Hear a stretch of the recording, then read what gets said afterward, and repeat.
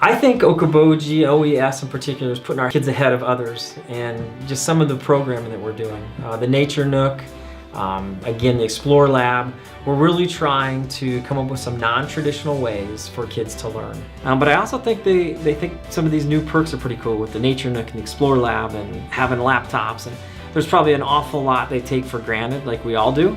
I know that they would tell you they love the adults, the staff, and the way that they're treated on a daily basis.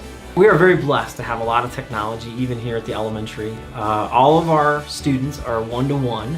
They don't take the devices home at the elementary, but all of our preschoolers who's second graders have their own assigned iPad. So it stays in a cart in the classroom, but every kid has the one that they know is theirs that they check out essentially.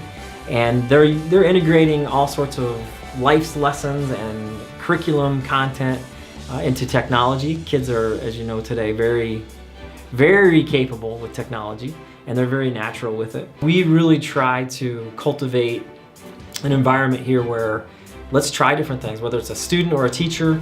Let's give our kids the opportunity. Let's help them pioneer their pathways. Let's help them figure out what their strengths are and to go with it, but also to help them overcome some of their weaknesses. But in the end, not put a bunch of pressure on them to where they're afraid to try things.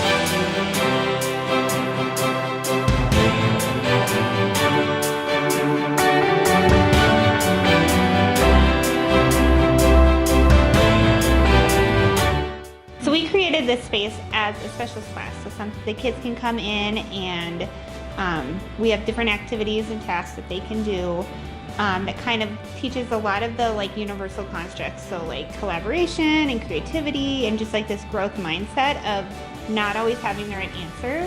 The kids just love, I think, coming and not having a set thing that they have to do that they're necessarily grading on. We have a lot of Legos that get kind of more involved with coding, but we also just have your basic brick building. This year has been a lot of growth and just kind of figuring things out, but so we do earlier in the year a lot more circuitry with kids, and then that kind of gets more into then the coding, and third grade using the makey-makeys, they needed that circuitry background. And then even the coding, so we have a lot of coding robots that are really great for kindergartners, but then we get more technical with some of the robots or just the writing of the code with the older kids. So everything kind of builds. Kids are coming out of high school or even getting into high school and well, what's the answer? What's the one right answer? How do I move to the next step? What do I do right?